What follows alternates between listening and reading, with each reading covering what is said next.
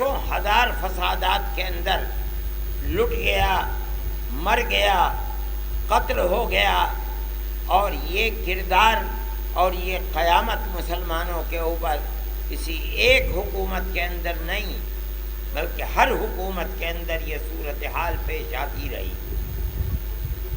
آج کے دور کے اندر یہ چیز اور بھی زیادہ ظاہر ہے، آیا ہے کہ اسلام کے خلاف اور اسلام کے ماننے والوں کے خلاف زندگی کے کسی شعبے کے اندر اکثریت کی طرح یکسانیت کے ساتھ زندگی گزارنے کا موقع نہیں ملتا ہے۔ لگ گیا اور ہماری ساری محنت جو ہم کر رہے تھے وہ موقوف ہو گئی۔ اس میں تقریباً 2 سال گزر گئے۔ ہم نے اس مسئلے کے اندر لاک ڈاؤن کے اندر کچھ ڈھیل آئی، پھر از سے نو شروع کیا۔ بجلی کا کام بہت ہو چکا ہے اور عن قریب آج دوپہر تک یا شام تک ہر گھر کے اندر بجلی انشاءاللہ آ جائے گی۔ سڑکوں کے اندر کھرنجے رکھنے کا کام ہم نے شروع کر دیا ہے۔ اس کو آپ بھی جانتے ہوں گے کہ فساد کرنے والے کون لوگ ہیں، فساد کس لیے کیا جاتا ہے۔ جب مقصد حاصل ہو گیا تو اب کیا فساد ہوگا؟ دوسرے لوگوں کی جڑ اکھاڑنی ہوتی ہے، اس لیے فسادات ہوتے ہیں۔ آپ یہ دیکھیے کہ اگر کانگریس گورنمنٹ کے اندر 5 پیسے ڈیزل کے اوپر بڑھ جاتے تھے تو کتنا ہنگامہ ہوتا تھا۔ آج ڈیزل اور پیٹرول 100 روپے ہے اور کوئی بولنے والا نہیں ہے۔ تو یہ تو سب دنیا جانتی ہے کہ شور مچانے والے لوگ کون ہیں۔ انہیں اکھلیش گورنمنٹ کو باوجود ہے کہ انہوں نے بہت اچھے کام کیے، ان کو گرانا تھا، انہوں نے گرا دیا۔ گرانے کے بعد اب کسی شور کی ضرورت نہیں ہے، کیا شور مچائیں گے۔ ان کی تحریک سے جڑے ہوئے تھے، کسی بھی غیر طاقت کی غلامی کے خلاف جان دینے والے ہیں۔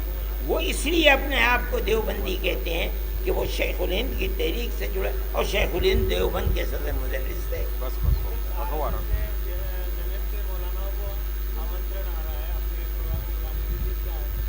ہمیں کوئی حرج نہیں، ہم تو RSS کیا، جب RSS کے موہن بھاگوت جی سے ہم نے ملاقات کی ہے، انہوں نے مجھ سے اسی وقت کہا تھا کہ میں آپ کو بلاؤں گا اپنے جلسوں میں۔ نے کہا آپ جہاں بلائیں گے میں وہاں جاؤں گا، بات میں اپنی ہی کہوں گا۔ کہنے لگے بالکل ہم اس کے لیے کام کریں گے۔ چنانچہ انہوں نے کام بھی کیے اور اس کی بنیاد کے اوپر انہیں بڑی گالیاں دی۔ RSS تو گڑیا نے کتنی سخت باتیں ان کے بارے میں کہی ہیں، مگر میں اس کی قدر کرتا ہوں۔ انہوں نے مجھ سے جو وعدہ کیا تھا کہ ہم ہندو مسلم اتحاد کے لیے کام کریں گے، کام کیا۔ وہ اس میں کتنا کامیاب ہیں میں نہیں جانتا۔ اگر مجھ کو موہن بھاگوت جی بلائیں گے، انہوں نے جو مجھ سے وعدہ کیا تھا، مجھے جانے میں کیا تکلف ہے؟ میں اپنی بات میں نہیں جان رہا، مجھے نہیں بلائے گا۔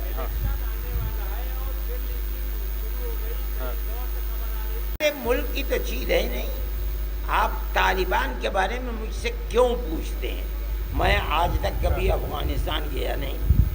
میں نے وہ طالبان جو جنگ کرتے کرتے اور امریکہ کی غلامی کی زنجیروں کو توڑتے توڑتے آج ملک پر اپنے قابض ہو گئے، ان کی صورت بھی میں نے کبھی نہیں دیکھی ہے، میری گفتگو بھی کبھی نہیں ہوئی ہے ان سے۔ آپ مجھ سے کیوں پوچھتے ہیں طالبان کے بارے میں؟ آپ کسی سے بھی پوچھئے۔ میں دنیا کے ہر ملک کی حکومت کو اگر وہ اپنے ملک میں امن و امان قائم کرتی ہے اور اپنے ملک میں 2 پیمانے نہیں 1 پیمانہ رکھتی ہے تو میں تالی بجاتا ہوں اور اس کی قدر کرتا ہوں، اور جو نہیں کرتی میرے دل میں، چاہے وہ مسلمان ملک ہو یا غیر مسلم، میں اس کی قدر نہیں کرتا۔ میں سمجھتا ہوں کہ وہ اپنے ملک کے ساتھ دشمنی کر رہے ہیں، اور کیا ہے اس سے ظاہر بتائیے۔ 150 سال تک علماء کرام نے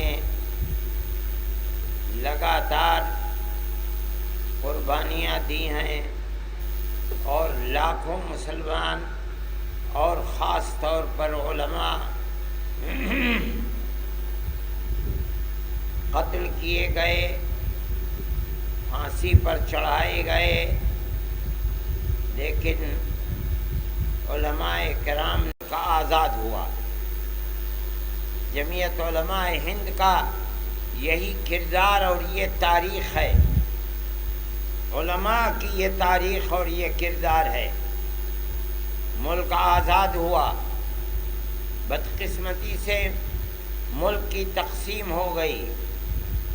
جمعیت علماء ہند تنہا وہ جماعت ہے جو گاندھی جی کو، جواہر لال نہرو کو پکڑ کر بیٹھ گئی کہ آپ نے ہم سے ملک کی آزادی کے بعد سیکولر دستور بنانے کی بات کی تھی اور وعدے کیے تھے، آپ ان وعدوں کو پورا کیجیے۔ چنانچہ ملک کا سیکولر دستور بنا جس کے اندر اکثریت اور اقلیت کے لیے زندگی گزارنے کا ایک ہی پیمانہ تھا۔ ہر شخص کو اپنے مذہب پر زندہ رہنے اور مذہب پر مر جانے کا پورا حق تھا۔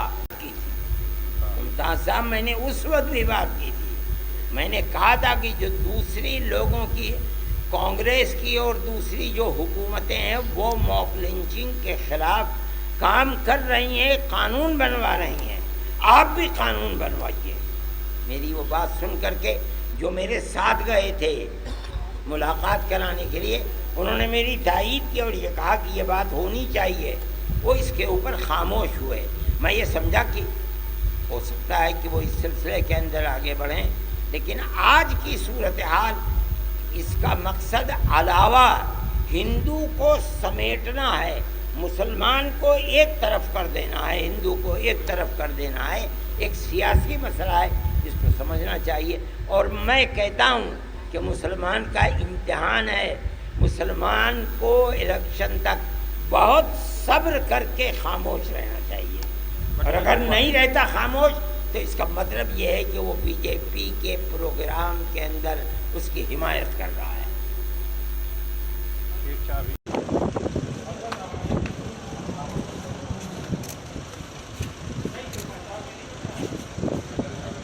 بھائی